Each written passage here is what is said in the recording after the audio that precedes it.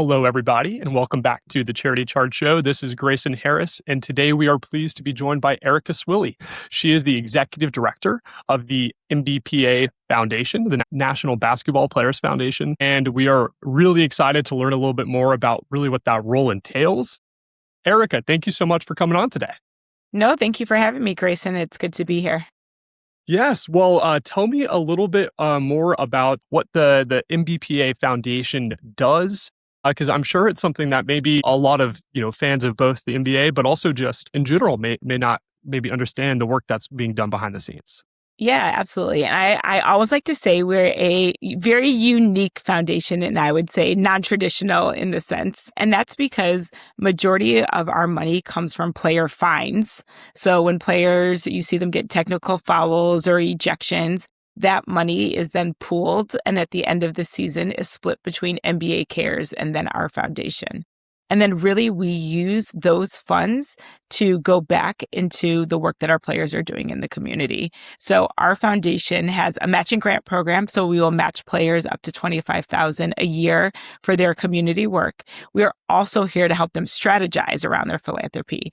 So players always have great intent and want to give back, and they have these amazing platforms to do so. But we just want to make sure that they're doing it in a responsible way, and that their impact is not just a one-time event, that they're really making change in their communities. And they're young, so I don't always expect them to know or understand where to start. And so we're here to help guide them through that process. Thank you for sharing that and that kind of that broad context. From what I understand, whenever you came into this position, you realized that some of those the fines, right, the revenue of the foundation maybe was underutilized in certain aspects. Can you talk to me a little bit about what that challenge maybe was as you stepped into the role, and kind of the steps that you took to maybe address that? Yeah, absolutely. And I had a unique view of, I would say, the Players Association and the foundation, because for many years I worked on the team side in the philanthropy space. And I didn't really know that these resources existed on the team side, or being able to direct the players that I worked with to these resources. So when I took over this role, I was really keen on how can we educate not only our players, but their inner circle. So their agents, their family members, the folks on the team side about the matching grant program and our strategic thought partnerships, and how we can help their players. And so I created it. My team and I created this campaign, Fined and Philanthropic, to really, it was kind of cheeky, but then to help educate folks on what exactly it was that we did. Just because, like I said, I didn't really have an understanding. And so I knew that being 19 years on the team side, if I didn't have an understanding, others didn't as well. So really wanted to educate folks on what we were able to provide. Whenever you talk about kind of bringing awareness, right, to both the players, but then also that kind of supporting cast that's there and kind of helping them, navigate all these important decisions. What about that campaign stood out to you in terms of actually building awareness within the community? Was there something that stood out? Yeah. So working with players for a long time, I knew that I needed something that was going to help catch their attention. And I said, who doesn't want to be referred to as fine and then philanthropic? But it also played off of the fact that they were being fined. So we created hats that they received with messaging on where their fine money was going. Because what I also learned is when you talk to players and ask them, where's your fine money going? They thought it went into a black hole. They had no clue. And I was like, no, it's actually being used for amazing community program. And not only amazing community programming, but programming that you guys specifically are doing. And here's how we can kind of help you. So I wanted them to make sure that it's not fun to get fined, but the money is also going to really amazing causes. That makes a lot of sense. And if you're talking about incentivizing philanthropy, which I understand is also really kind of one of the primary goals of the foundation, can you talk to me a little bit about that kind of matching program and how that also played a big part in this maybe communication with them? Yeah, so they get the $25,000 match per year, current players, retired players, Currently, we give them $15,000 to tap in. And so what I always say to players is don't leave money on the table. You guys are already doing this amazing work, so why not use this additional funds to help amplify the work that you're doing? And then how can we help you strategize so that it's not just giving away money to say that you're giving it, but what's authentic and genuine to you? What is it that you care about, and how can you build off of that to build a legacy? And then how can we help you with that? Not just with a matching grant, but then pointing you in the right direction in terms of maybe nonprofits or organizations that they can work with, how they can work with their teams on their initiatives, and setting them up to build a legacy is what we're trying to do.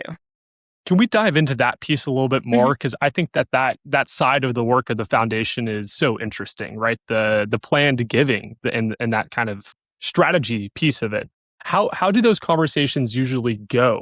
Kind of how do you approach it? Let's say, up and coming NBA player, reaches out to you. It's like, hey, I just signed my first big contract extension. I'm really excited to dive into my community a little more. How does that go usually?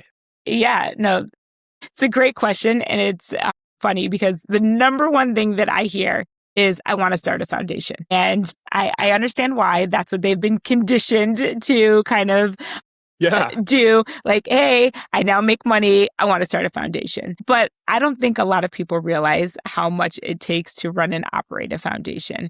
And so I try to tell them, I try to understand why they want to start a foundation, what they're looking to accomplish.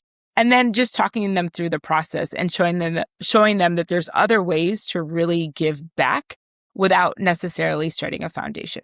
We have players who have foundations, and my goal really is to help those players who already have foundations make sure that they're running effectively and responsibly.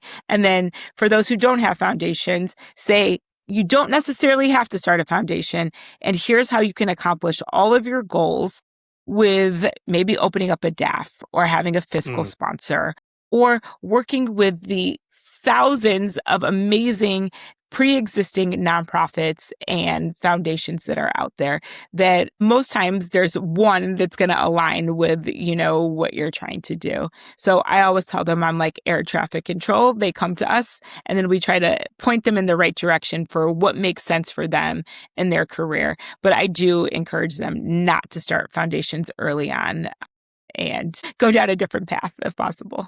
That makes sense. What are some of the misconceptions that you're seeing that maybe are leading to, that desire? Is it just because that's what everybody kind of has done in the past, and there's that name recognition because you have the Erika Swilley Foundation, or kind of where is that coming from? Yeah, that's exactly right. It's the name recognition, and I just think that that's what people assume. Like, I have money, I'm going to start a foundation to give back in the community, without knowing that you can give back in the community without having your own foundation, and you can still build that brand recognition. And there's, like I said, there's so many nonprofits out there that would be willing to partner with our guys and put their name on, any type of programming, because it's mutually beneficial, especially with what's happening right now in terms of a lot of nonprofits losing federal funding. Yeah. It's really me trying to educate players about how they're kind of that private sector and how they can kind of fill that gap for some of these organizations and what that looks like on a different scale for them. I love that you touched on that because that's something that we dive into almost on every episode as we have other nonprofit leaders on, because it really is this big challenge right now where you're seeing nonprofits have to shift their funding models, right? Either more of an earned revenue stream and a private donor stream. It's been challenging. Whenever you think about your partnerships within the nonprofit space with, the nonprofits that maybe players want to kind of donate to and support, how are you building those relationships yourself to kind of be that bridge for the players? Yeah, it's throughout my career. Like I said, I've been in this business now for going on 21 years. So I've built a lot of relationships with different nonprofits. I also have really good relationships with folks in different cities that can help point us to amazing organizations. And then players bring us organizations as well. Again, I try to get them to figure out what's authentic and genuine to them. So for example, if they're like, I really want to focus on youth sports. I'll say, is there a program in your community that did you grow up going to the Boys and Girls Club, or did you grow up going to the Yeah. YMCA, or is there a community center where you started off playing sports? And oftentimes there is. And so I say, okay, you can start there. Right. Yeah. And I will sit on calls and help them vet out organizations that they're looking to work with as well. But yeah, I'm just trying to get them to think differently too about what, philanthropy looks like. I'm also on a campaign right now to get them to stop doing backpack giveaways and turkey drives and kind of those checkbox one-off events, and show them that the money that they're using for those types of programming, they can use that same amount of money to impact a school for a whole school year, or impact feeding families for the year instead of just a moment in time. They have all the, right intentions. It's just, getting them to see how they can work a little bit smarter with their dollars. Can you elaborate on that a little bit, especially kind of, maybe some of the ways that philanthropy is changing and kind of how you're running into that, like that almost ingrained mentality in the space? Yeah, no. So I think, again, it's easy to do a backpack giveaway, or to think like during the holidays, a family, in need needs a turkey. Like I said, all the right intentions, but it's just, how can you go a little bit deeper here and get them to understand you can still get the publicity. And a lot of them are not in it for the publicity either. But I always tell them too, publicity is not a bad thing, because you're inspiring others. Because again, they have this really unique platform when it comes to their philanthropy and giving. But I just want them to do it in a way that's setting them up for long-term success, and not just, I'm going to go do this one event and it's going to be great for, this community for the day. And it's like, how can you do a turkey giveaway, but then say, hey, I'm also going to support you for the year? Because these folks aren't just hungry on Thanksgiving. Of course. And students, what happens when they run out of, paper and their pencils break and their pens are out of ink mid-school year, and no one's there to help, ante up those supplies? So like, how can we think about giving just a little bit differently so that we're actually making an impact? I also encourage them that even though they might have the dollars to support, that doesn't mean that they have the answer. And really taking time to sit down and listen to what are the needs of the community. And then from there, understand how they can potentially help. The common theme that comes to my mind is sustainability, and kind of lasting legacy and impact is really what you're trying to shift them towards, instead of those more one-off moments. Yeah. And do you have a story maybe that comes to mind of an example of like, hey, we advised this player, they got the full match, and there's now this lasting impact maybe that's happening in their local community? Yeah, I mean, and we have a lot of our players are doing amazing, amazing work. I just had a really good conversation with Colin Sexton. He participated in one of our player experiences where players learned about impact investing on the continent of Africa. So we took a group of players to Morocco.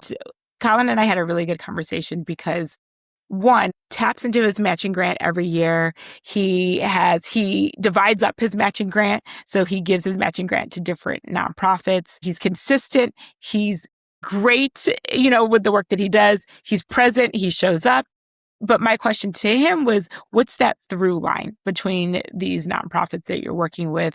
And how do we take the work that you've already started doing and sit down and build that legacy? And he was like, that's exactly what I want to do. Like, that's the next step for me. And so we're going to start that process now of what that looks like. I already have players that just got drafted that we've been having conversations with about, don't start your foundation yet. And here's kind of how you can tap in and do that work. Terrence Mann is another one who has done a great job in terms of building out his philanthropy and using his matching grant. Kevin Durant, DeAndre Ayton, he has ties to the Bahamas and Jamaica, and making sure that he is using his dollars to impact those communities has been a big focus for him as well. You mentioned the draft, and that was a question that also came to my mind is how does that initial relationship kind of begin? Is it something that, you're reaching out? Is it the players, seeking you out as well, or kind of a mixed bag of both of those? Yeah, it's a mixed bag. I have the opportunity at Combine, NBA Combine, that takes place to meet with the players and their families. So that's kind of our initial touch point in terms of, hey, this is what the PA has to offer, and we're here to be a resource. I sat down with quite a few families and had conversations, a lot of which followed up. I also was able to meet with a lot of different agents as well while I was there to just kind of talk through the process. I will say Kingston Flemings and his agent and his family have been phenomenal and early adapters. And so have been able to have conversations. And now that we know he's going to the Atlanta Hawks, we can take some of the things that we've been discussing and now build a plan for him in San Antonio, where he's from, and then now Atlanta, where he's going to play. And that's another thing, is that I'm trying to get players to, going back to the legacy piece, not only set up their philanthropy in a way that if they are to get traded to another team, they don't have to start from scratch. Mm. And having them think about that as well, where they're giving back to the community in which they play, but God forbid they get traded, it doesn't, Yeah. shift everything. Well, because that's a really unique challenge, right? That these players face in terms of their planned giving. How you mentioned that you're trying to help them and advise them on that. What does that look like? Kind of what are some of the strategies that y'all are employing to assist players with that? Yeah, I mean, what I do know is that most players want to give in the communities in which they're from and then in which they play, which makes total sense. So again, setting them up with either national organizations that, if they're supporting in a certain market, if they're to get traded, they still can support that same organization is one example. Another example is making sure that I always tell our players, have a mission statement that's not so broad. That one, you're able to say no when people come asking for dollars, and that kind of the direction that you are moving in when it comes to your philanthropy. So if education is important to you, how do we build out a educational program in the community in which you play that if you get traded, you can still do that same program in another market? Okay, that makes total sense. So kind of really identifying what is my internal mission? Where do I want to see my dollars flowing? And make sure that scope is narrow enough to be able to say no to people. Exactly. That makes total sense. Well, Yes. You also mentioned, legacy. And of course, the foundation is very closely tied with the Players Association, and they just launched this campaign, Players United, right? I think a couple days ago. Yes. Can you speak a little bit to, of course, one of the main roles of the Players Association is making sure that the image and the legacy of all these players are well maintained, and they're also compensated well for it. Can you speak to a little bit about how the foundation maybe also can advise players in maybe appearing for nonprofits? That piece of it, maybe not necessarily financial donations, but communicating to their community in other ways. Yes. And we did just launch Players United. So an amazing campaign that we're very proud of. And it is built on legacy and the idea that all of our players have a seat at the table, what our new brand is about. And part of that legacy, and what we tell players often, is that when you are partnering with a nonprofit or a foundation, it should be mutually beneficial. And it's not always about dollars or giving money. Sometimes it's, them showing up for events. Or I'm not a huge fan of PSAs because I don't think that they necessarily land, but it is them delivering messages on their platforms so that people understand how they too can give back. They don't really do the work for recognition, but when they do get recognition, it helps to truly inspire others. These players, their fans look up to them and want to emulate some of what they do, and that's on and off the court. Whenever you're talking about kind of the future at the foundation? What has you excited? What's kind of next at the foundation? Yeah, well, one, I'm excited because our growth has been exceptional. So we have more players than ever taking part in whether it be our matching grant program, or we have a court refurbishment program, or our philanthropy coaching. So we're seeing more players engaged. So definitely want to continue along that path of getting more players engaged, especially at a younger age as they start their careers. And for us, success really is about amplifying the work that they're doing and making sure that they're continuing to show up in these spaces in a thoughtful and responsible way. And maybe for our nonprofit audience that's tuning in, is there a path for them to get connected with the foundation? Maybe they're already receiving NBA players' dollars, but maybe they aren't getting the match, or maybe they're wanting to make sure that their nonprofit is made aware, right, to NBA players in their local community.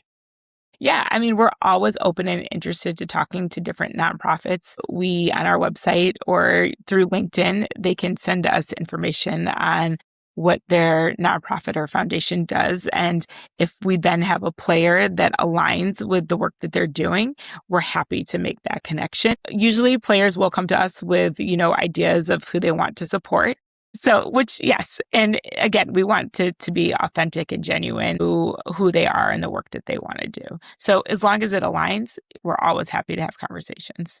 Incredible. And, as we're coming to an end in the conversation, is there anything else that you really kind of want to share, or how can our audience get involved with the work of the foundation? Yeah, I would say in terms of getting involved, follow us on our social channels. We post about the work that our players are doing, and we post the nonprofits that they're partnered with and they're giving back to, and just support the work that they're doing. Cheer them on court, but also off court, because they're doing incredible work and they truly care. And so being able to support their initiatives and efforts goes a long way. Well, Erika, thank you so much for coming on the show and sharing more about your journey. And I'm excited to see what the future brings for the foundation. Thank you. Truly appreciate you having me on here.